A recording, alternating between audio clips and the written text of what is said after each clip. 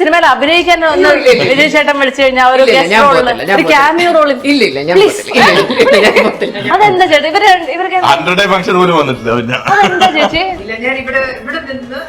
8:45 8:45 എന്നൊരു ടൈം ഉണ്ടെങ്കിൽ നൈറ്റ് ഉറങ്ങിയിരിക്കും. 5 മണി എന്നൊരു ടൈം ഉണ്ടെങ്കിൽ അമ്പലത്തിലായിരിക്കും. ഇത് രണ്ടും സ്മിത കൃത്യ 4:30 മണിക്ക് കഴിഞ്ഞ ഇത്രയും വർഷമായിട്ട് 15 വർഷമായിട്ട് 10 വർഷമായിട്ട് നാട്ടിലുണ്ട്. ഈ 10 വർഷത്തെ ഡെയിലി സ്കെഡ്യൂളാണ് പറയുന്നത്. 8:45 9 മണിയൊക്കെ മിഡ് നൈറ്റ്. ഈ ചേട്ടൊക്കെയാണെങ്കിൽ ദിവസം തുടങ്ങുന്നതിന് 9 മണിക്കാണ് 9 PM. ഞാൻ ചിലപ്പം വെളിയിലായിരിക്കും 4 മണിക്കൊക്കെ. സ്മിത എനിക്കറിയാം സത്യമാണ്. ചില നേരത്തെ പറയും സ്നേഹ ഞാൻ ലേറ്റ് ഞാൻ പറയും പത്രവും പാലും കൊണ്ട് വരണ്ട, ഞാൻ അത് മുമ്പ് ഓർന്നിരിക്കും. കറക്റ്റ് ആണ്. ഇന്നിപ്പോ ഈ പരിപാടി ഉള്ളതുകൊണ്ട് ഞാൻ ഉച്ചയ്ക്ക് ഉറങ്ങി. ഇല്ലെങ്കിൽ എനിക്ക് 8:30 എനിക്ക് ഉറക്കം മോശമല്ലേ. 8:45 ഞാൻ സ്മിത ചേച്ചി എവിടെയൊക്കെ കണ്ടിട്ടുണ്ടോ, എപ്പോ കണ്ടാലും ചേച്ചിയുടെ നെറ്റിയിലെ ചന്ദനമുണ്ട്. അങ്ങനെ അല്ലാതെ ചേച്ചി ഞാൻ കണ്ടിട്ടേ ഇല്ല. എനിക്ക് രാവിലെ അമ്പലത്തിൽ പോയില്ലെങ്കിൽ എന്തോ ഒരു പ്രശ്നം. അത് ഓട്ടോമാറ്റിക്കലി അങ്ങനെയാണ്. ഇപ്പൊ അലാം ഒന്നും അടിക്കണ്ട, കറക്റ്റ് ആയിട്ട് എഴുന്നേക്കും, വിളക്ക് വെക്കും, വർക്ക്ഔട്ട്. അമ്പലത്തിൽ പോലും 2 ദിവസം ചെന്നില്ല അവരവിടെ ഹോളിഡേക്ക് പോയാലും ഇവിടെ അമ്പലങ്ങൾ തപ്പിയാ. ഇപ്പൊ മുന്നിന്റെ അടുത്ത് എവിടെയെങ്കിലും ഹോളിഡേക്ക് പോണെന്ന് പറഞ്ഞാല് ഇപ്പം ഗൂഗിൾ ചെയ്യുന്നത് പ്ലേസ് വിത്തൗട്ട് ടെമ്പിൾ. അപ്പൊ ആകെ കിട്ടിയ സൗദി അറേബ്യ.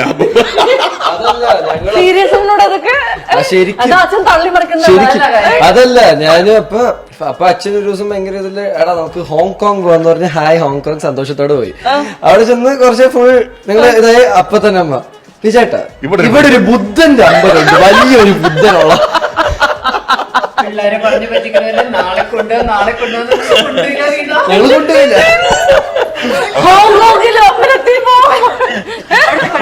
അവിടെ എങ്ങനെയാ എന്താ സംഭവം? എവിടെ പോയത് അമ്പലത്തിൽ പോകണം, അതാണ് അവിടുത്തെ പ്രശ്നം. ആണോ? അല്ല ചേച്ചി, നമുക്ക് അങ്ങനെ ഒരു ആഗ്രഹം ഉണ്ടാകുമ്പോഴേ നമ്മൾ നമ്മുടെ കുട്ടികളെങ്കിലും അത് ആ വഴിയിലേക്ക് ഒന്ന് മടക്കാൻ ശ്രമിക്കില്ലേ? തപ്പൂലെന്ന് തോന്നല്ലേ ഫോക്കസ്? അല്ല അങ്ങനെയില്ല, ഞാൻ ഫോഴ്സ്ഫുള്ളി ആരെയും കൊണ്ട് ചെയ്യിപ്പിക്കാറില്ല.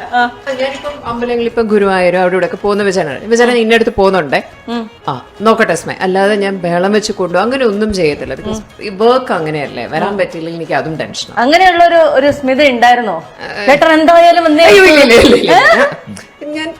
ഞാൻ വിജയനും കൂടെ വേണ്ടിട്ടല്ലേ പോകുന്നത്, പിന്നെ കുഴപ്പമില്ല. ആണ് ചേട്ടാ, എന്തൊരു അണ്ടർസ്റ്റാൻഡിംഗ് ആയ വൈഫ്.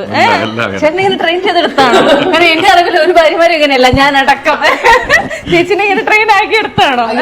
കാരണം വിജയന്റെ ഓരോ സക്സസ് വരുമ്പോഴേ എനിക്ക് ടെൻഷൻ കൂടും. ദൈവമേ, അപ്പൊ പിന്നെ പുതിയ പുതിയ അമ്പലങ്ങൾ കണ്ടുപിടിക്കുക, അവിടെ പോവാ, ഇതൊക്കെ തന്നെ എല്ലാം ചെയ്യുന്നത് വിജയിക്കണ്ടേ. ആണ് തീർച്ചയായിട്ടും. വിജയ് ചേട്ടൻ പ്രൊഡ്യൂസ് ചെയ്ത ഏറ്റവും ഇഷ്ടപ്പെട്ട സിനിമ ഏതാ? എല്ലാം ഇഷ്ടമാണ്. ഹോം എനിക്ക് ഭയങ്കര ഇഷ്ടമുള്ള ഒരു മൂവിയാണ്.